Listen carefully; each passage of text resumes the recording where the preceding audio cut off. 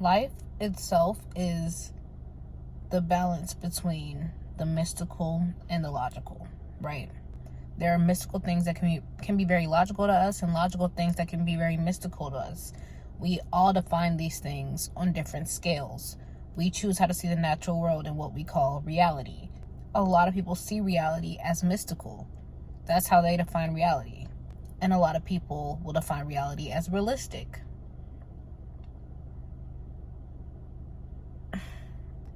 To me, these are all the same things. They all go under the same umbrella. I think one of my overarching themes in life is one of my overarching goals is to be the expression of how to meld a magical life with a realistic one. Take true love, for instance. Now, in no way am I any kind of professor on the matter, expert on the matter, or anything else. This is purely coming from what my soul says.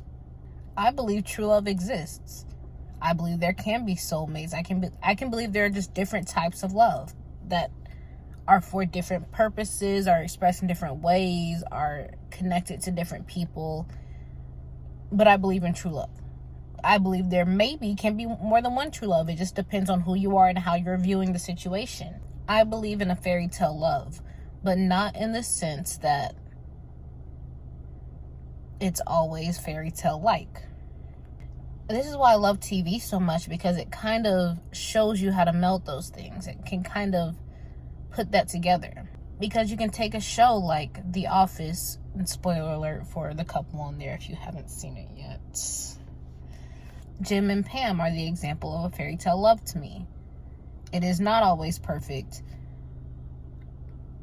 and it's not about the perfection. What's fairy tale about it is the dedication and devotion to each other. Because regardless, you know that Jim and Pam were always going to choose each other. You know that wasn't a question for them at a certain point. Even if it was the beginning, the learning of it, them learning their way to choosing each other, is part of the fairy tale aspect. Then you have New Girl. Spoiler alert for New Girl, am I right? In no way are any of those relationships between like Cece and Schmidt, or, well, let's really focus on Nick and Jess here. Nick and Jess are essentially like a very just realistic couple, right? They have the issues that they have. Like, people can relate a lot to the issues that they have, the fights that they have, the struggles with the feelings, and them coming back to each other. My argument is that even, like, that destiny kind of had its string through them, regardless of what they were going through, even when they broke up, even when they didn't understand each other, or they had just rough moments. When you look at something like Vampire Diaries, the whole concept is this epic love. Like, that's kind of what I'm referring to when I say true love. Like, this epic love, this person that you are supposed to be with. And it's not just because fate says so, but it's also because you choose it. I think people have this tendency to back away, like, from the idea of true love because of fate choosing it. And I think that true love, the concept of true love, happens because it's fate and free will working together. I think it's interesting that people put fate and free will at differences all the time, at opposing positions all the time, when they could be looked at as working together, like everything working together for the good of this love. And I think people get really focused on the idea that if fate is real, then that means bad things were destined to happen. The bad things that happened were destined to happen. That the pain was destined to happen, and it feels mean, and it feels wrong, and I can understand that feeling. But at certain points, there's a bigger picture, I think. And that's hard to explain. Fairy tale love is what Phil and Claire have. And they are so human. A Modern Family, like, it's literally about being a modern family. They are such human people with so many of their own flaws, and so much love, and so much willingness to express that love. That's what makes it fairy tale like. The ability to get through the rough patches, the ability to have this in such a normal life where people have these flaws and these issues and all these things come up. That's what makes it fairy tale. I don't think it's about being this magical, like, you know, just string that destiny has us tied to, and we're always going to be able to do it, and it's always simple and beautiful. And I don't think it's about just having issues like conflicts. I think that's simple. Like, any relationship can have a conflict. I don't think true love is the admission that, oh yeah, there's going to be a little bit of conflicts. I think true love, I want to say irrevocably, but is that even the right word? What does that even mean right now? True love has the capacity to open a person up to growth they never could have imagined before. Open themselves up to things they never could have imagined before, to be able to see themselves in another being that is completely different from them, to be able to, it's, true love to me is like, and I need to study this more, so don't get on me, but true love to me is literally like the concept of yin and yang. It's the understanding of how the world works. It's the understanding of unification, of duality, of acceptance, of conflict, of who am I, who do I want to be, who is this person. It's, yes, it's also the elevating you and the, you know, making you a better person, but it's also bringing out the worst in you. And not, okay, stay with me here. And I'm not saying like allowing you to be the worst, like, or just somebody, you know, constantly triggering you and abusing your heart and spirit of who you are. It's shining a light on everything you are and figuring out how to accept it, because it's just in you to figure out how to accept it, because this is the person that you're tied to. Even these words don't do it justice. Like, I mean, who can explain love for real? Like, at the truest part of its core, to the fullest extent. It's an abstract concept, and it's something that, you know, cannot really, it's not a science. All you can have is your inner knowing about it. It's almost like being with a person that is everything you are not, and somehow at the same time everything you are, and everything you could be, and perfectly balancing you in the weirdest ways, like perfectly playing on who you are at whatever given time. When you are the sun, they're the moon. When you are the moon, they're the sun. And learning how to be in that. It's such a complex topic that I used to just go on and on about in my head, and I got tired and stopped thinking about it so hard because it just was so big to me. And the best things to me that express that, the best examples for that, are on TV, because you have so many fans. This is why ships are such a big deal, because you have so many people who are understanding what love means through TV, what chemistry means. And chemistry is not love, but when people have chemistry on a TV screen,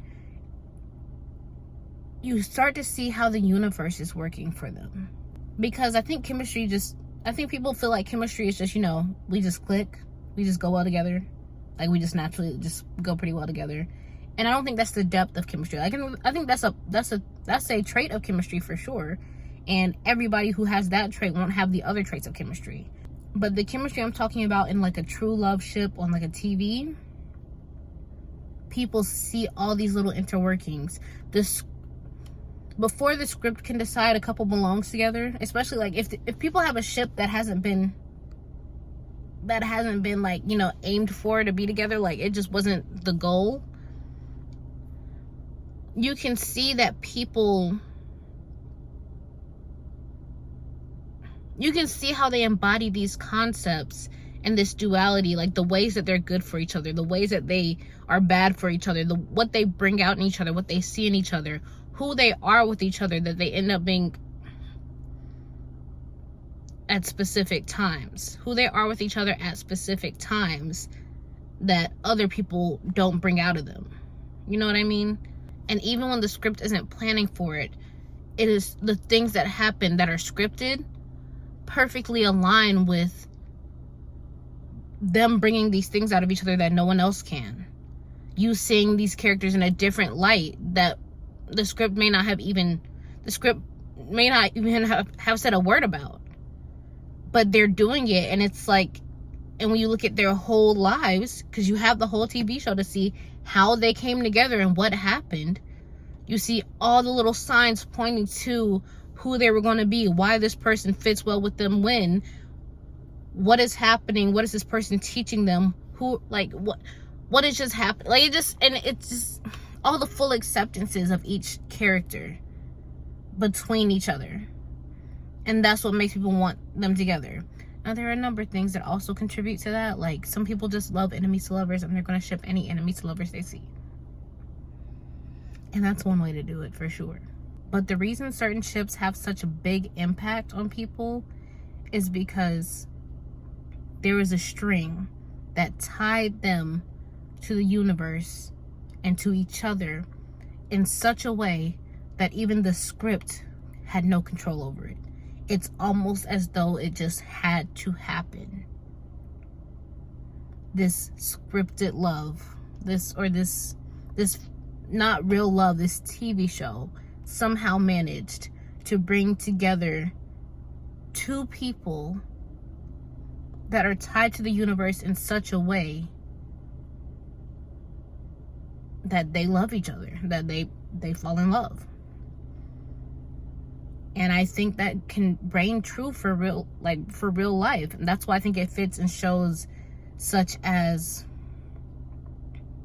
The Vampire Diaries, the same way it fits in shows like Modern Family, the same way it fits in shows like The Good Place, to the same way it fits in shows like New Girl, Brooklyn Nine-Nine. Like, I could talk about some of these shows all day. Like, I may just pick a show and just go through the couples. I really want to write a book. I got overwhelmed. There's so much going on. It's so deep. It's so complex, and it's such a big deal. Like, it doesn't mean that people don't have flaws that are entirely difficult for each, couple to work through, each character to work through. That could very well be possible. They could have so many issues and still have this little thread pulling them to the universe, exemplifying a sense of love that isn't shared typically with anyone else. And I think we're all still capable of this kind of love. I mean, it may not be for all of us. Like, it's up to you. I still think that true love is fate working with free will. So if you don't care to have that, by all means, man. Like, yeah, for sure. But the spirit just goes where it wants to go. If it's not going to love, it's not going to love that kind of love, I mean. Because this can still apply to friendships, right? But I guess my main focus is romantic. So if it's not meant to go towards romantic love, it's not meant to go towards romantic love. And that's perfectly fine. But the spirit could end up going towards romantic love. And that's why I think it's interesting, all the frustration with what couples turn out how. Like, when people look at certain relationships and they're like, they shouldn't be together. Like, it's a lot of room for debate and discussion. Like, because, no one has the objective what's right and what's wrong. We all have our own individual opinions. But some things, people look at and they're like, they shouldn't be together. And other people in the world see exactly why they should. It's complicated. But we are capable of that if we want that.